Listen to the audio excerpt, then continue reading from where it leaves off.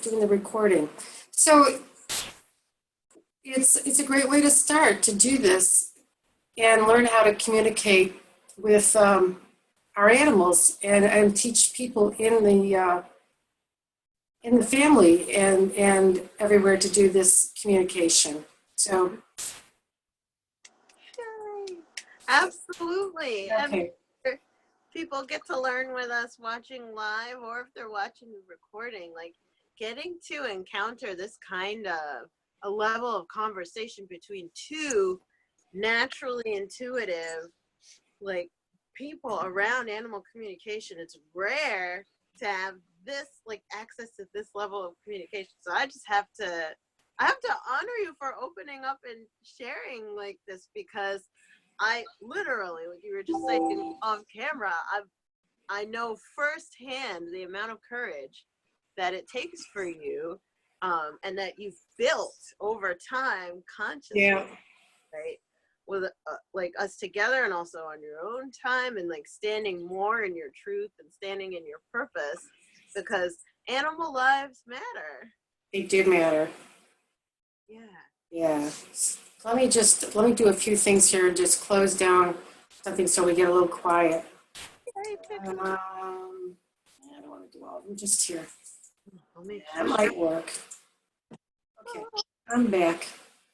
Alrighty. So, tell me, from your point of view, you've seen me and you've seen me grow. How do you see that meditation connects with communicating intuitively with your animals? I mean, I already have my opinion, but what do you see? Yay. Okay. So I love this question, because we get to talk about meditation, and although that's like a super, chill and relaxed zen, or sometimes people feel boring thing, it gets me excited, because I always love to start with redefining what the heck is meditation. Okay. Yeah. That's good. Because what I was thinking about is it's not enough to say it's good for you. It's like it's your parents telling you to eat your carrots, right? That's not going to make us do it. You got to come up with another reason. Yeah. So yeah, go ahead. To start with why, like my favorite person on the planet. Right. Oh my gosh. So what meditation is specifically an exercise for cultivating a state of being relaxed and focused. So the same way that, maybe you go to the gym, or gonna go for a walk, etc., to cultivate maybe being more limber in your body, walking, or to be able to pick up heavier weights, right, by lifting weights at the gym or in your own gym if you don't go to one. Those are exercises that you do over time to cultivate a certain state. Right? Meditation, as well, is an exercise to cultivate a certain state, and in particular, it's being relaxed and focused at the same time. We often, with technology, with educational systems, etc., we're taught to be, that focus is like attention, right? It's constricted, it's focused, it can even be a bit stressful, paying attention, right? Yeah. I think of my teachers, like say, pay attention, or my mom or dad, as the kids will look at me in the eye when I'm talking to you, right?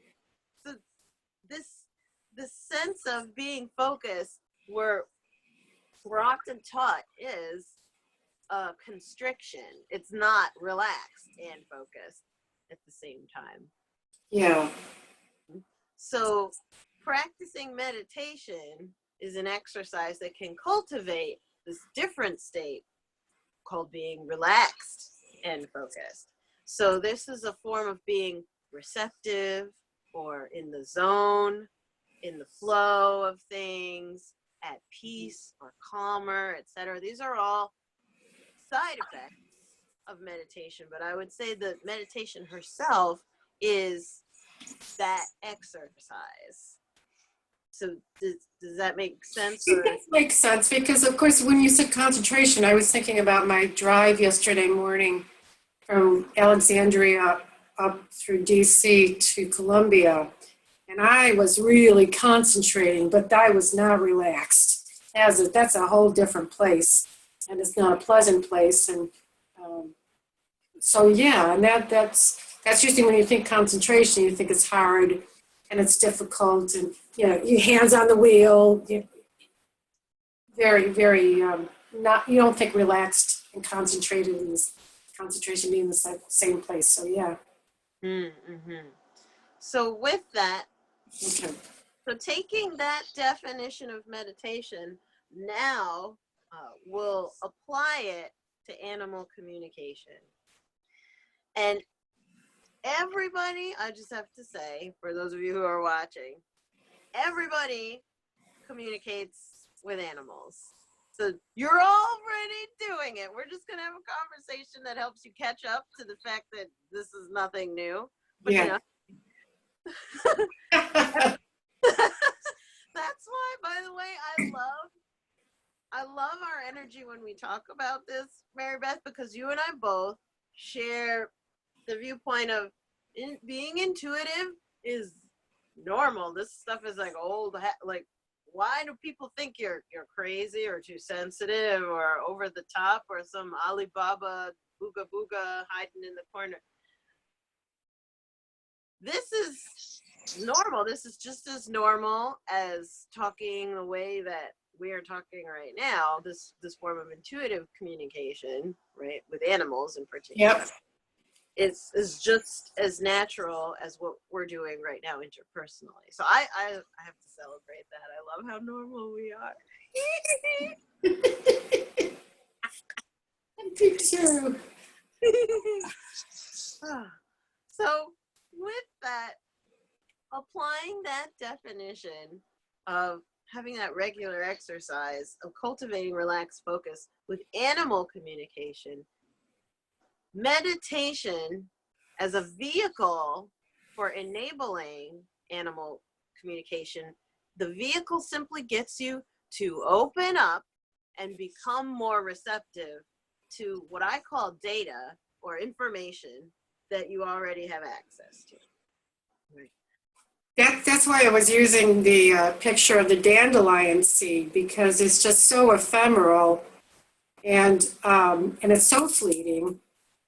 And if you're not, you can't normally, in our day-to-day world, you're just not paying attention to the right things or even know how to pay attention to the right thing to pick it up. Because as you say, we are communicating back and forth. We just don't know how to tune in.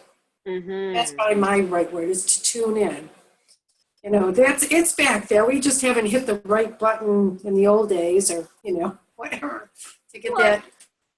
Yeah, to get the communicating going with the cat, the dog, the horse, the bird. Mm-hmm. Yeah. Absolutely. Right. And when someone's first starting out, you're on this journey of what's intuition, what's, communicating intuitively with like an animal. By the way, I communicate with, plants, babies, like spirits. So do you, right? So Right. rocks, etc. There's so many things. Inanimate objects, like the memories that are embedded in them, what do they call it, psychometry or something? Oh, right. Yeah, so, and I know you do that too. This is all simply a product of being open to receiving the data that's flowing there already. And the image that I'm getting from my guides right now to illustrate that for someone brand new to this is your eyeballs. So I'm going to borrow this, for example, but imagine this is white. Okay. So when we go to look at something, we have, right, the eyeball, and then there's the iris, which is around the pupil, right? So the iris, which is around the pupil, can expand or contract, right? So right now, perhaps whoever is watching, or even you and I both, we could do this exercise with them too. You're focused on what's right in front of you. And when you're focused on what's right in front of you, you're seeking out detail. Your pupil and your iris are constricted, right? So that means in order for you to focus on what's being said, right, paying attention, your muscle is constricted. Right. So there's tension. We're coming from a constricted state. However, if you wanted to see something out of your peripheral vision, you can even feel this in your eye right now as you watch me talk. Okay. You have to relax to be able to say, oh, okay, I can see the color of the door. Out to the right of me, I can see the color of this, that, and the other thing, right? Got it. We're coming from a constricted state initially when people are brandy new to animal communication. And the great thing about meditation is that it is relaxed focus, right? So we can be open and receptive to what's coming out of taking an eyeball, for example. Open and receptive to, oh, I see visual data over here, even though my eyes are focused this way.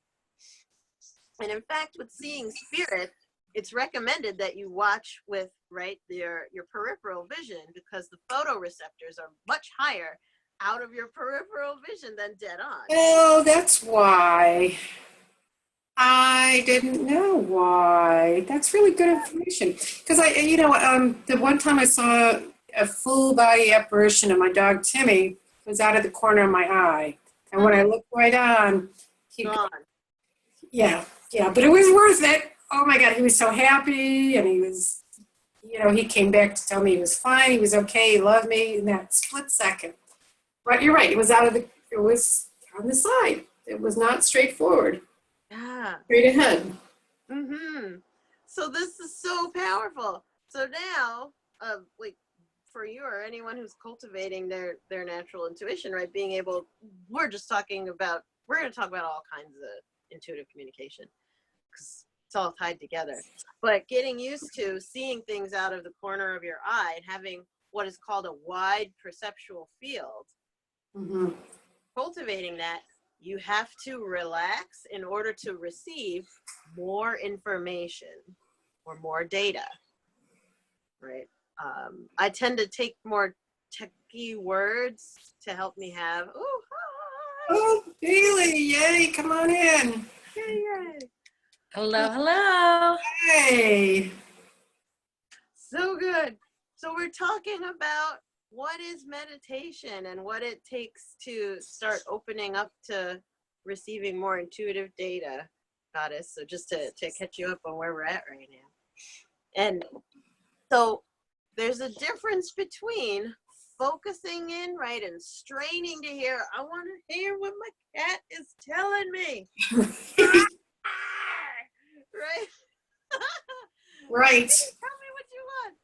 There's even being so dramatic, I can feel all my muscles flex as I'm like yearning for that communication versus relaxing and becoming more open, even on just a physical level at first, right? Learning to physically relax. Right. As you're focused and open to receiving data. And then we'll peel that layer back to emotionally relaxed, and then mentally relaxed, and then spiritually or energetically Okay. relaxed. That makes So sense. it's a series of opening. How do you feel about hearing all that, Maribeth? Like, what's coming up for you? Well, it's really interesting because when I connect with animals, another thing that really is funny because is I see them coming from my left side where the door is, so it's a peripheral start as well. And then I can turn and I look, but still it starts out peripherally. Here they come in. Sometimes if they're being funny, they'll comment on the dog or the cat who's in the room. But it starts that way. And yeah, it does start with we always start the breathing, so the physical stuff, and then the rest of it comes, and you get that sense somewhere where there's a connection happening now that wasn't there before. Mm-hmm. And I Yeah. think it's different for all people. That's the other thing. I think that we all need to figure out what our body clues are, right? 1,000%. Because over the years, I've seen different people have different natural intuitive affinities, right? Or different natural intuitive um, senses or sensitivities. Some people have immediate auditory, right, connection on a clairaudience sort of level. Right. So when they relax and open, maybe, they'll hear a voice or an advice or the murmuring in the background is the initial white noise they pass through to then receive more information. For other people, I know this one's big for me, it's physical, like you get physical sensations the more you relax and open to being receptive to non-physical energy. I'll feel like maybe the hairs on the back of me stand up, or I'll get chills or heaviness or lightness, that sort of thing. So sensual, like physical, sensual, tactile Right. there. For others, it's vision. So when they relax, at first they might start seeing colors, or maybe a face come in and out, or maybe a picture try to come in and out, or just darkness and getting used to that, and then it shading into like gray. For some people, it's visual, right? There's even still more. There's like smell, certain clair olfaction, where you're able to, like, when there's a certain presence, there's a smell that could be of a perfume or rotting eggs if it's not a good presence. Yeah. And I mean, we've had it where, I don't know, one of our grandfathers, certain, like my husband's grandfather, he must be in the house because there's a smell of, the cigar smoke, or, yeah.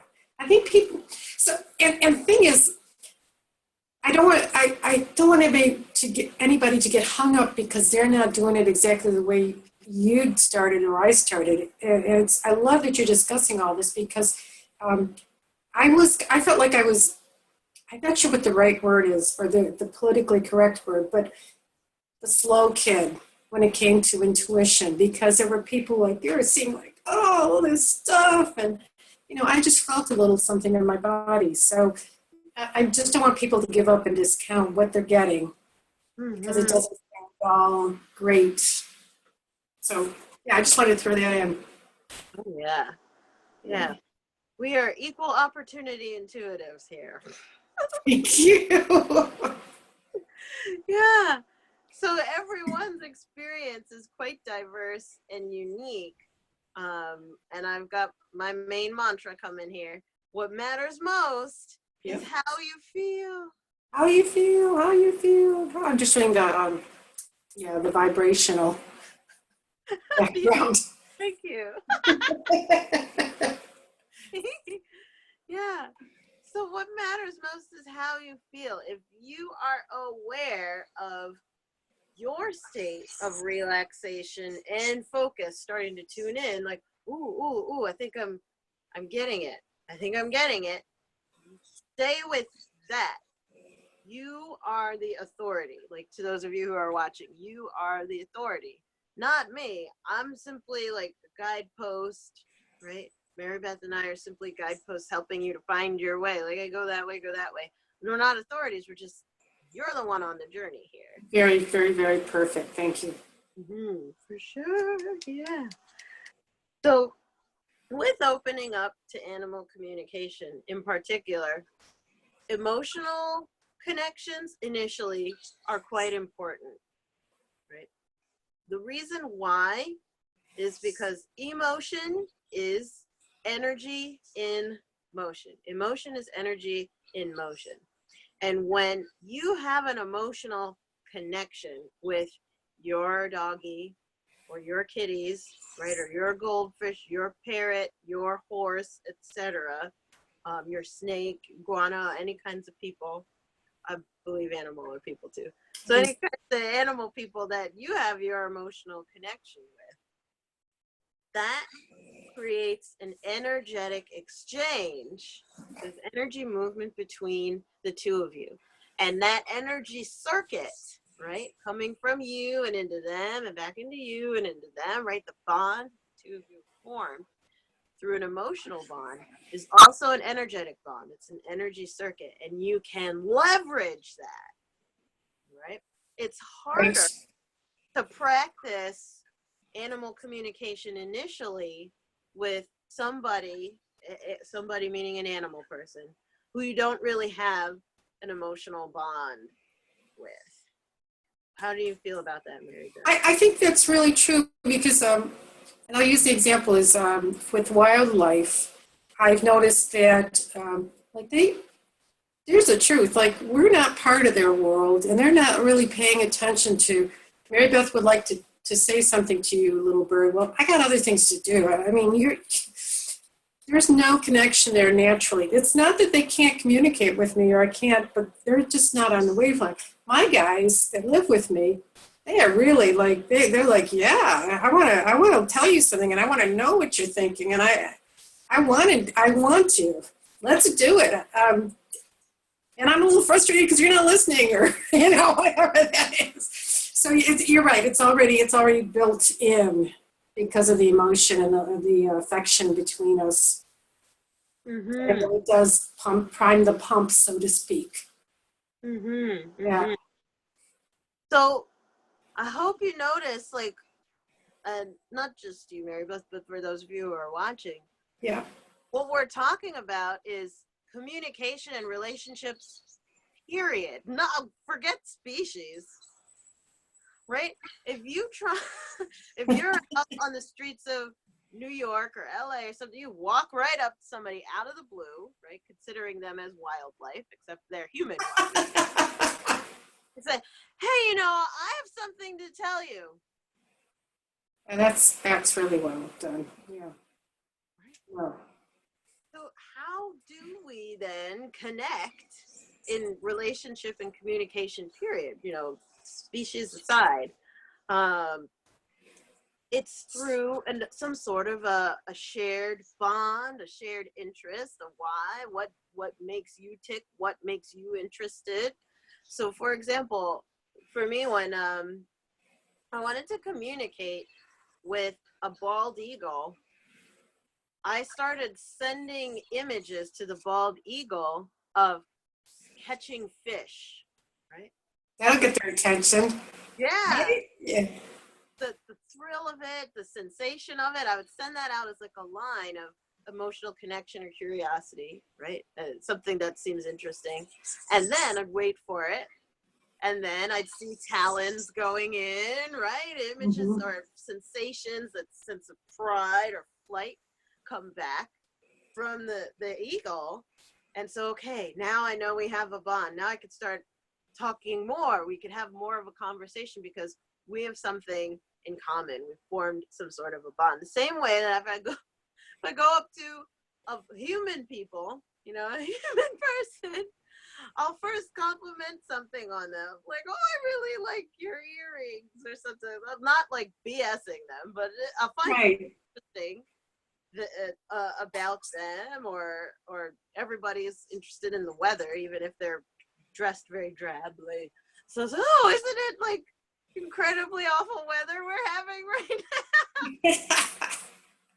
Right, and from there, the conversation emerges. You don't just jump up and grab on someone and try and grab the information out of them. You form a bond first. Relationship and rapport Yeah. is Rapport is important. Respect is the other one I think of too, of just coming as an equal being both ways. Mm-hmm. Mm-hmm. Yeah. Oh, that's interesting. I just got tree energy come through. So the same way that when you want to communicate with tree spirits, you want to slow down and just stay with them for a bit or lean against the tree. Again, you're establishing rapport. You're connecting to their pace. And then magically, if you want to try this at home, by the way, by all means, please do. Even if you just look at a tree and you stop and wait for it, you'll feel that sense of groundedness, steadiness, and that's their way of initially starting to communicate. Or maybe you right off the bat, let me reel that back in because I have a strong physical sense, right? So I'll feel the steadiness of the tree, but you may hear, words start coming through, or feel visions, right? Or connect more to the sensation of sunlight, whatever it is. But you establish rapport, I would have to say, is the first step in communicating with any being, be it animal people, plant people, or human. Yeah. How do you establish rapport, Maribeth? Like when you're connecting to an animal person that you're not used to, like it's brand new, or maybe wildlife in someone's backyard, like squirrels. I'll actually, introduce myself like I would introduce myself to somebody at a networking meeting. Hello, I'm Maribeth. I know your mom. Yeah, we're gonna be talking in a little bit, and they're like, yeah, I'm ready, or yeah, right. But mostly it's yeah, I'm ready. So I look at their picture too, and get a little information from that, and I think that gets them used to my energy. And then I do everything by invitation, talking respectfully, and I ask them to come into the room. It's how it seems like to me. Walk in, show up, and show me their essence. And because it's a request, I think that builds rapport. Just, there are no demands here. There's just, I would love to communicate with you. We got some stuff we want to talk about. I've only had one dog that turned his back on me, no. And I just waited, and he kind of turned around and said, "Oh, all right." I don't know. Yeah.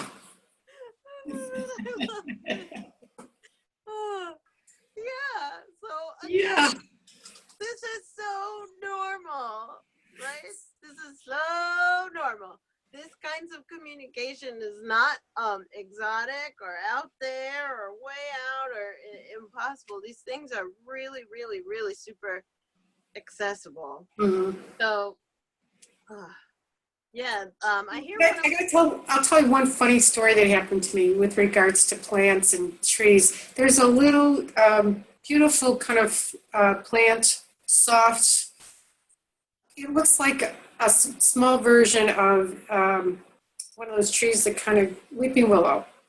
So it was in the wintertime, and I went over it because it still had, or maybe fall. I went over and touched it to say hello, and I felt the damn thing go, what?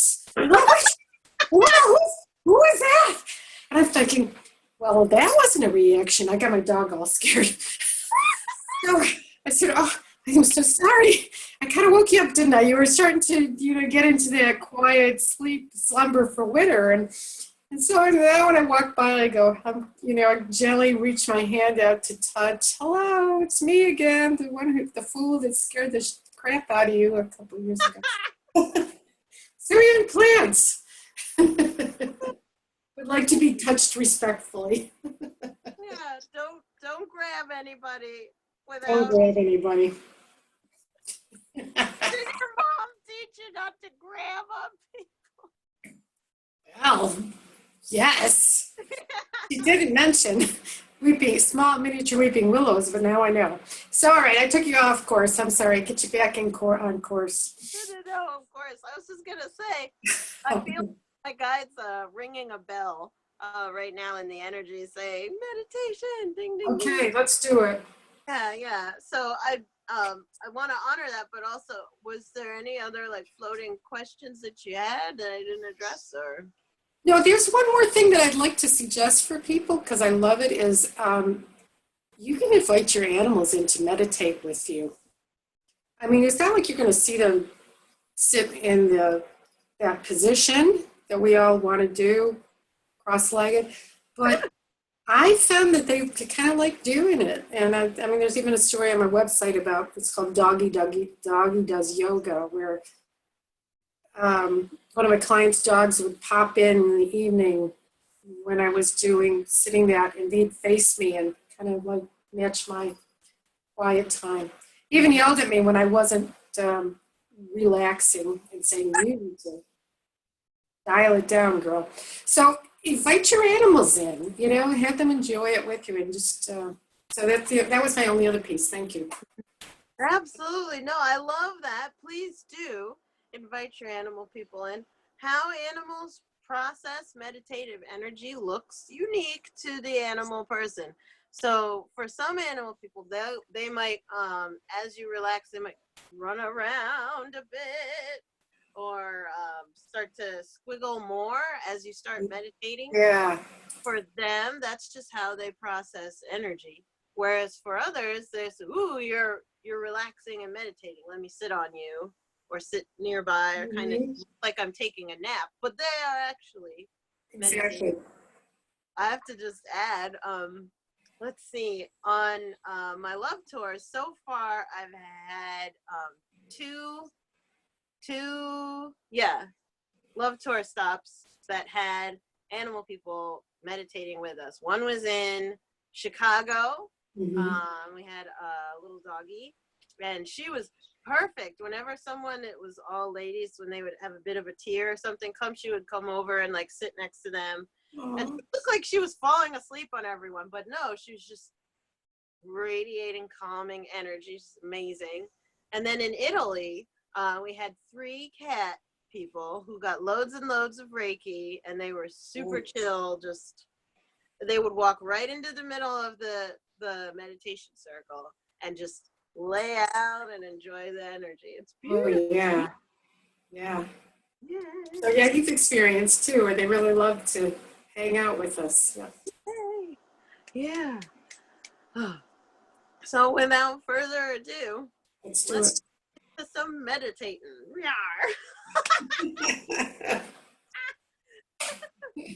Oh my gosh. By the way, for those of you who are watching this and thinking, oh my gosh, like you're excited to meditate. This is really profound, awesome spiritual work that we're doing. I mean, Maribeth is an incredibly wise warrior goddess in the energy. I'm highly intuitive and all these kinds of things. Yeah, this is real serious. And at the same time, please do not take this too seriously. Please don't get in your head and think, am I doing it right? Oh no. Yeah, let it go and let it flow. Just play, if only just for now. So that's my get out your head disclaimer. Thank you. That's important. Yes. Yeah. So you're welcome to, by the way, meditate with your eyes open or closed right now. I promise I won't pick my nose to distract you if your eyes are open. Well, I'll be closing my eyes, so here we go. Yeah. So what matters most is how you feel, posture-wise. Find whatever your most comfortable position is. So if you need to adjust yourself at any time, by all means, go ahead. Take a deep breath in. And as you exhale, allow your shoulders to drop down and away from your ears. Take another slower, deep breath in, down towards your pelvis as you inhale. As you exhale, allow your face, cheeks, and jaw to melt and relax.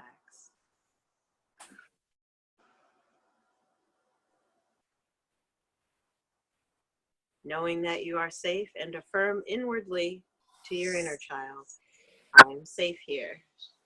As you take another deep breath in, slower even.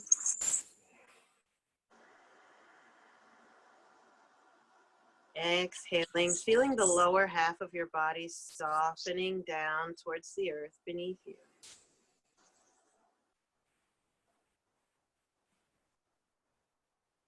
Being kind to yourself. As you start to relax, things get more bing, bang, boom, blingy sounds coming out from the room, from your phone, from your computer, or from the doggies. Breathe into the distraction. And exhale right through it.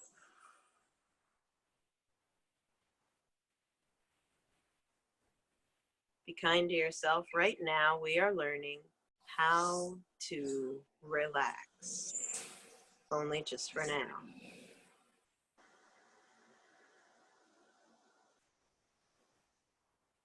Do a little bit of mindfulness to deepen your relaxation and turn it into relaxed focus. So as your body softens, right, your chest feels soft and relaxed.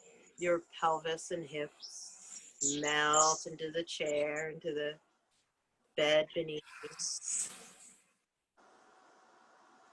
Begin to become aware of the weight in your body. What weight feels like. If it's at the base of your hips, feel the weight of your body against the chair.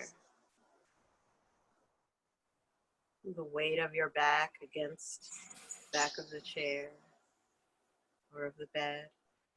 Take another deep breath in. Becoming mindful of what the weight of your body feels like, wherever it is in your body.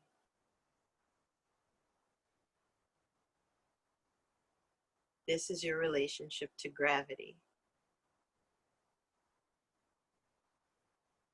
Same way that we were practicing seeing out of our peripheral vision. Now, as you take another deep breath in, we're practicing feeling out of our peripheral feeling senses, becoming aware of what weight and gravity feels like. Perhaps you already feel a little bit more quiet and focused, a little bit more relaxed and open. Don't listen too hard at my voice. Just let me be in the background. If only just for now, I'd invite you to use your imagination to imagine what your dear animal loved one looks like right now, just in your mind's eye. Or if your eyes are open, just allow your eyes to gaze unfocused at your animal loved one.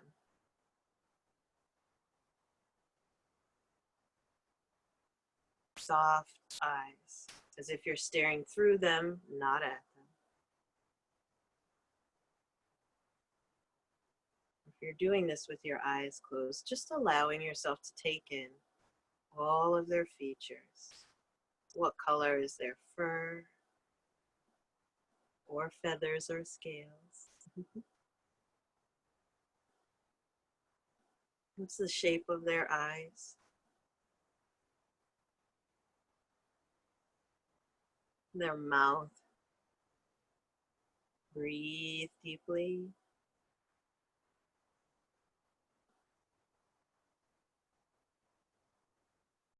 I'd invite you, even with your imagination, right? Play with us.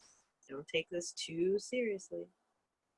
Imagine that you are petting or touching your animal loved one right now. Allow your imagination, your vision, to be as multisensory as she wants to be, showing you texture against your hand, even if you're quote unquote making it up. Breathe into it and keep making it up.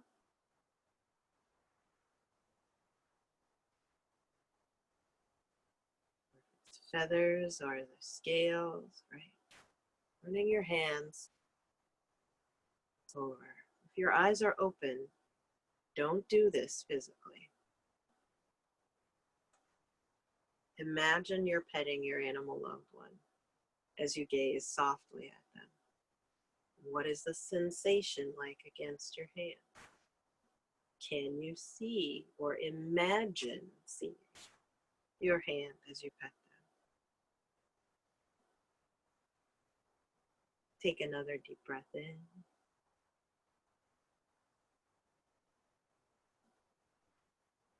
Next, I want you to imagine to just start radiating loving feelings to your animal loved one. If your eyes are open, imagine you're gazing at them, and with the emotion that you feel as you look at them, tell them, I love you so much, or thank you so much.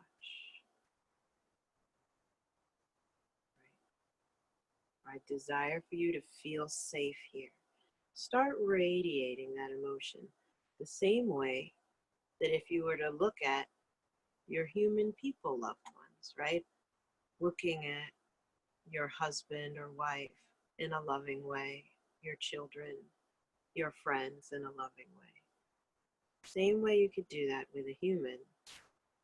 Imagine and feel yourself sending that emotion.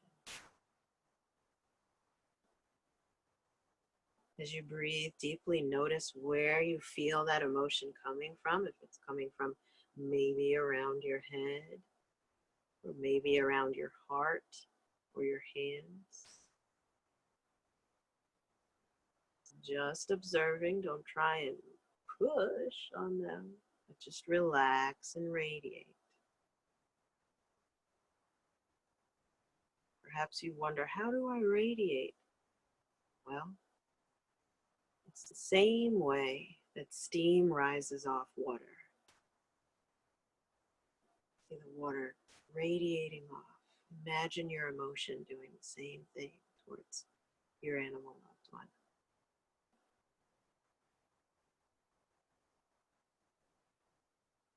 On your next exhale, now,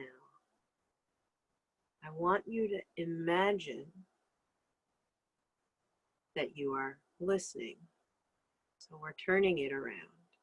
So rather than radiating right now, remember, relaxed body, softening any tension. Imagine that you were open and listening.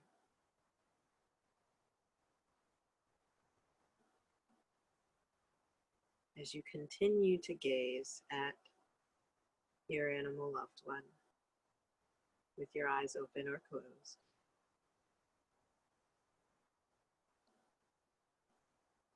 Begin to feel like I'm open to hear whatever you have to say to me. How would your body feel like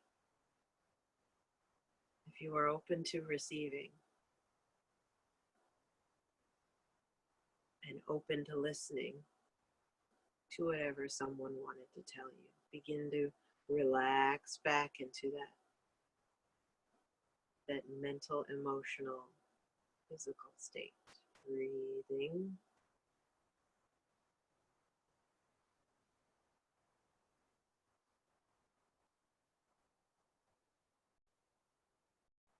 Not pleading or pushing.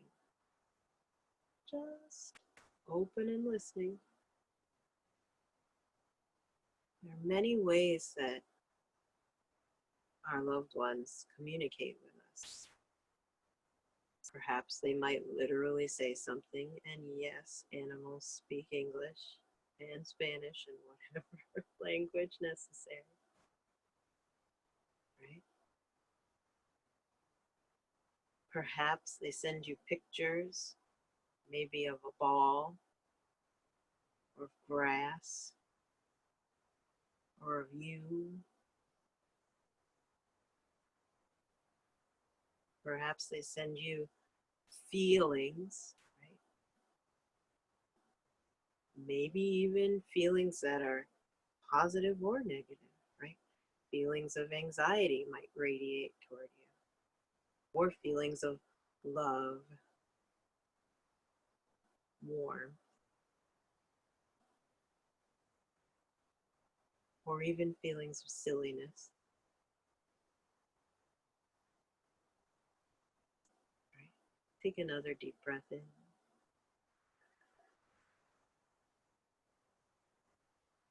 And again, staying open to see whatever image, color, sensation, thought, feeling, memory, wafting towards you like a breeze.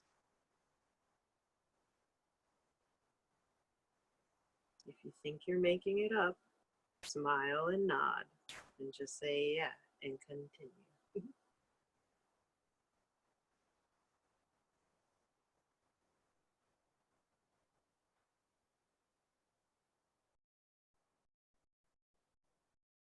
And relax and letting go of being in that receptive posture. Next, I want you to imagine that somebody helpful comes over and douses you with healing warm white light, just washing you clean, bright sparkly white light, washing your animal loved one clean, bright sparkly white light. Whoosh. Feeling refreshed and at ease.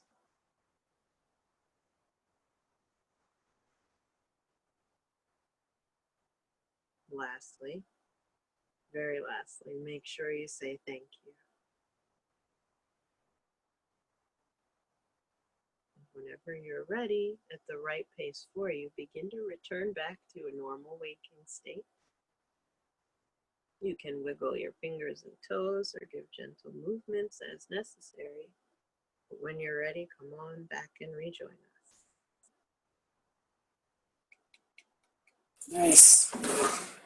Beautiful. That was really nice.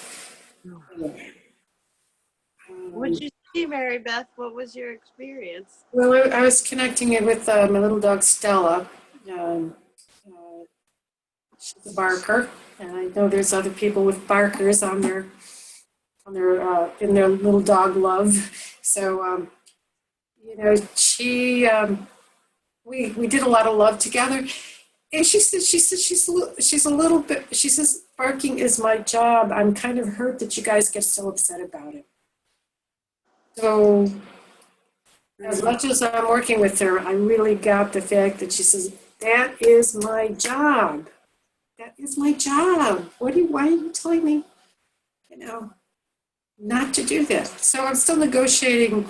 Yes, thank you, but the decibel level could go from 1,000 down to 20, and you could still do your job, my darling. Or you could do 3 barks instead of 7 to 10.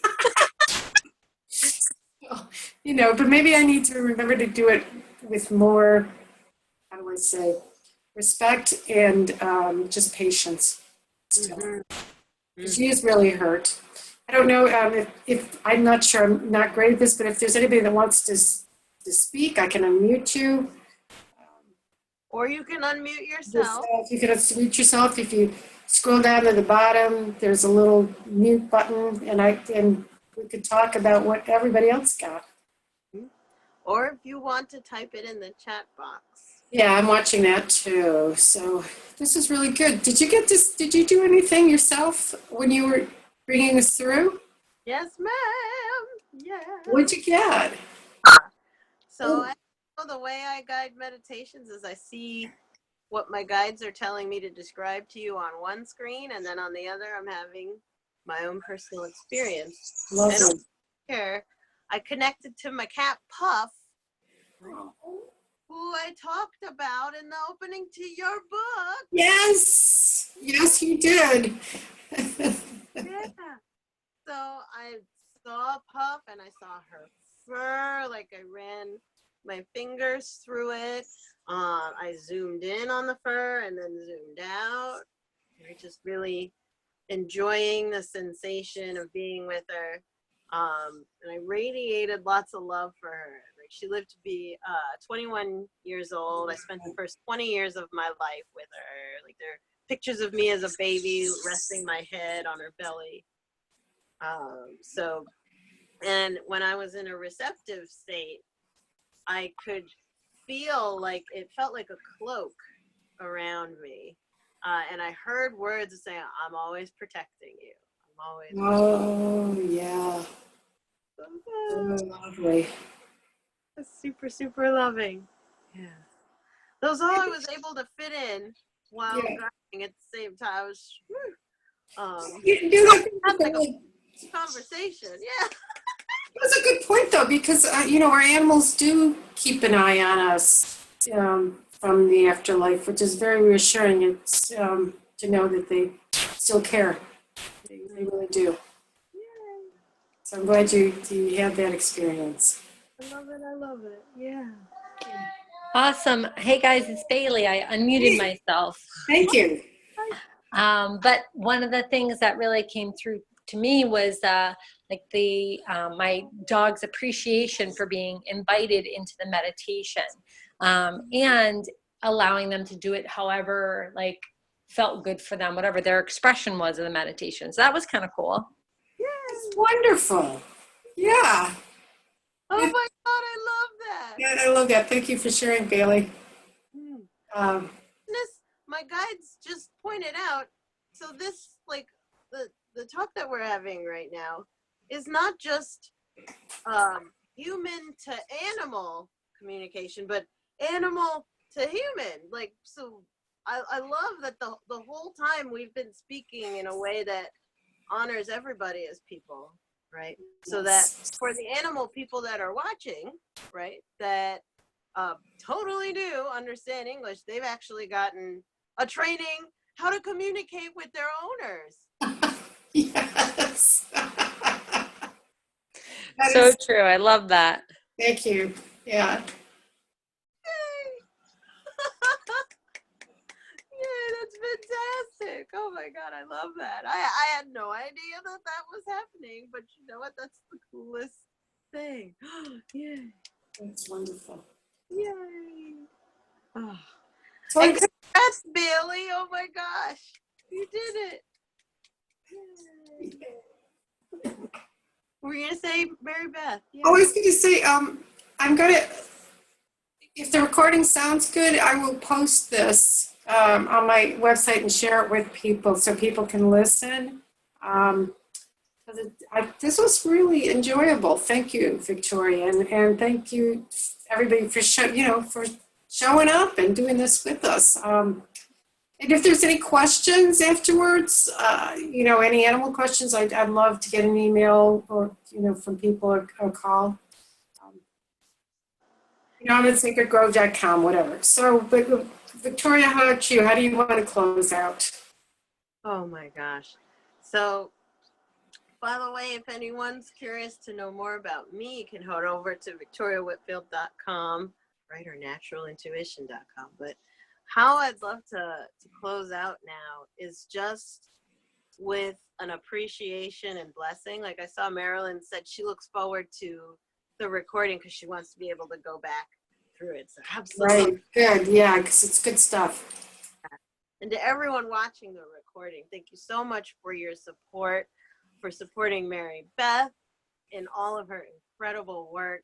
She is a light, right? In our dark world, we need more bright, shining lights like Maribeth who are sharing this kind of conversation. This level of work is really healing. So I just want to honor you. Oh, thank you. Oh. I'm so proud for you. Yeah. So let's end in just in blessing. So right now, this my guides are guiding me to do just a healing intention on behalf of all those animal people, as well as people who are unable to access this kind of safe community, loving environment, who are unable to have this kind of support, for those who are refugees, animal people refugees in different places and stations, as well as people. Like right now, I would just love for us to end with radiating love and gratitude, right? That all beings may be safe, connected, healed, and heard. Just want to send that all around the world.